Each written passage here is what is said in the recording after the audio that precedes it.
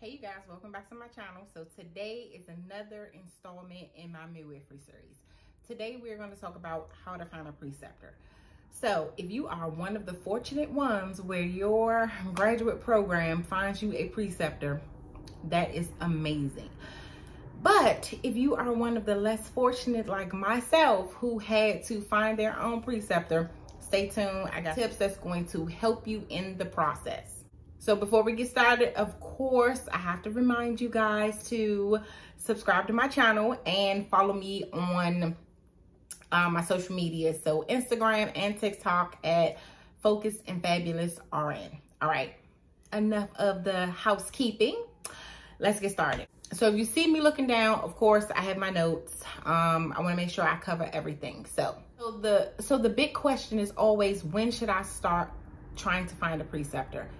And the time is now. If you've already applied and you have been accepted into your program and you know the requirements needed for your preceptorship, then the time is now. You need to get started right now. It took me a year and a half to nail down a preceptor, and I was like this close to having to take a leave of absence from school. And like my counselor and the people that are in charge approving them, helping me, like the dean, it was so much, y'all. So like maybe the Friday before the last end of the semester, they told me, okay, if you don't find anything this week, you're gonna have to put in your leave of absence.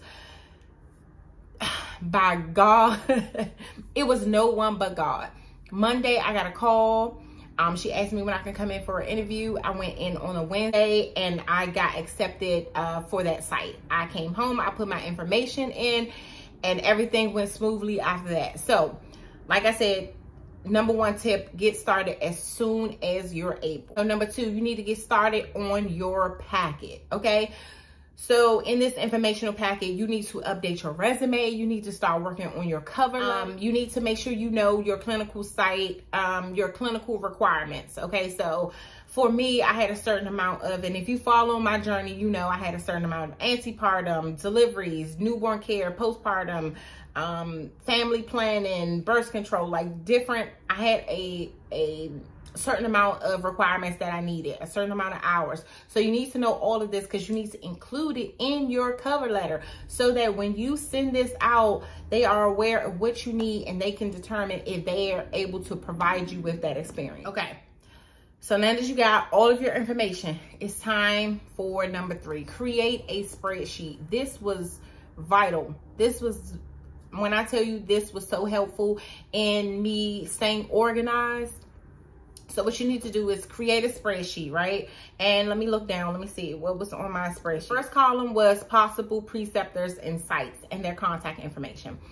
The next column was my date of contact and how I contacted them. So you want to make a note if you spoke to someone on the telephone, if you sent an email, if you left a voicemail, any type of contact that you made with them, even if you have to make a little note to yourself that you showed up in the office, who you spoke to, and things that you left. So then the last column was important and need to know information. So if this person told you you need to follow up by a certain date, so you want to put down follow-up date. If they requested any other information from you, so you want to put down what it is that you need to submit to them and how you need to submit, and any other additional contacts. So if that person was not able to offer you a site, but they told you, okay, well, you might need to look into this place, or maybe you should try this place.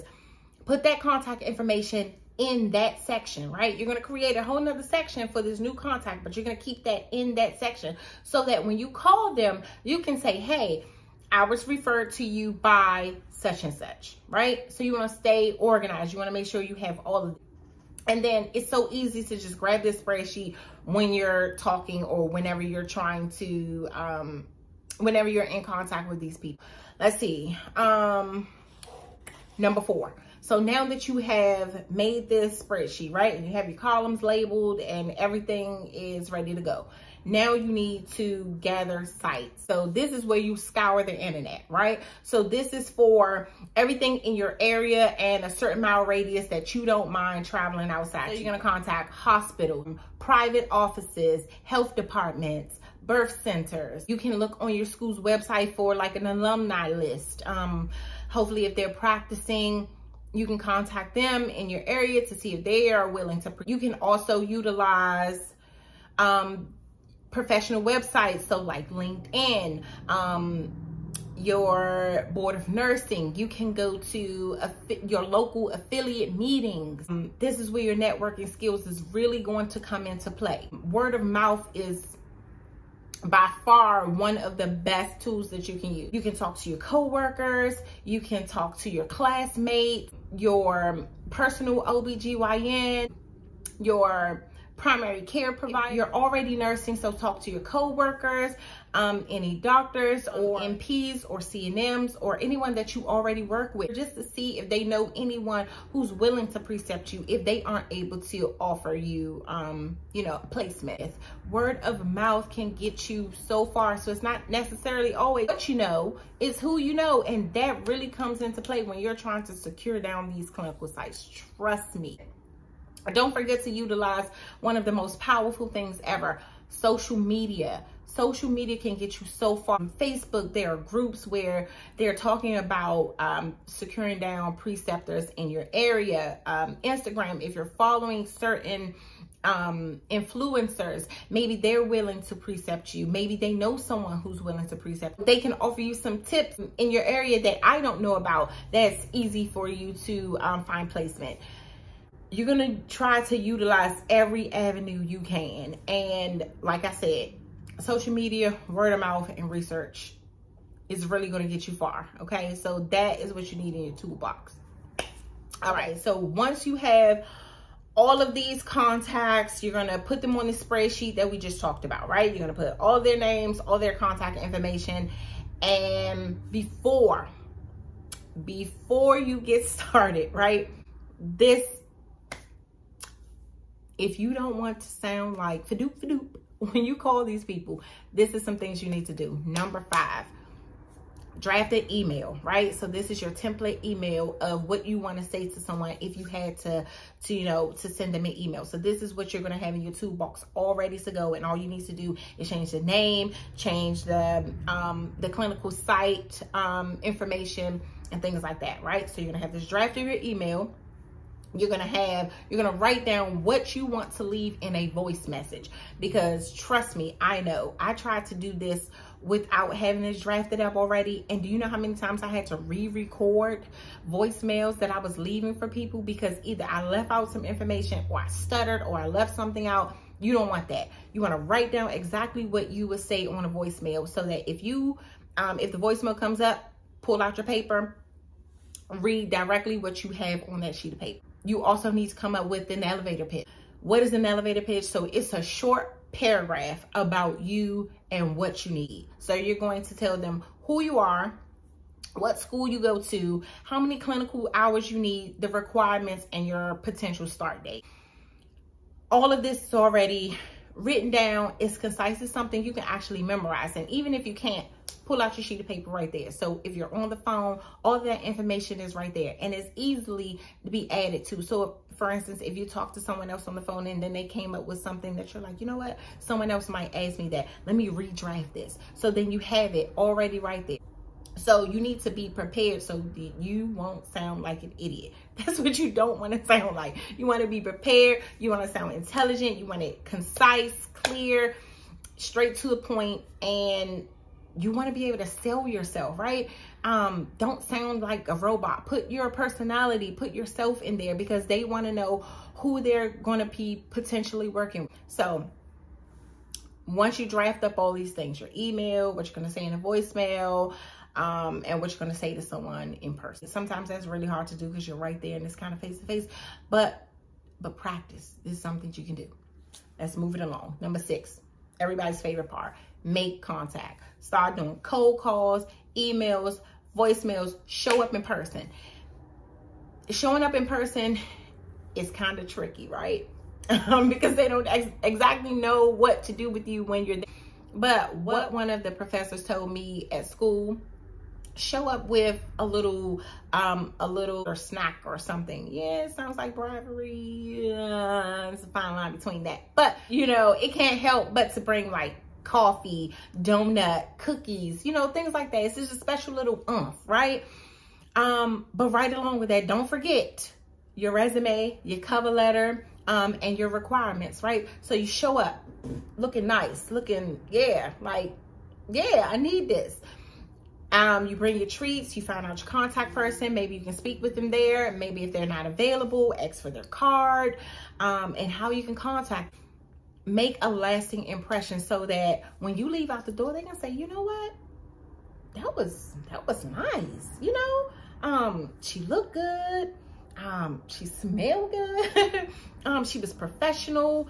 And, you know, maybe that's someone, you know, that can vouch for you, because what they say, first impressions are lasting, and you want that first impression to be amazing, right? You know, you want to stand out and show them what you can offer, what they will be gaining having you there as a student, and potentially someone who can secure a job placement after graduation. So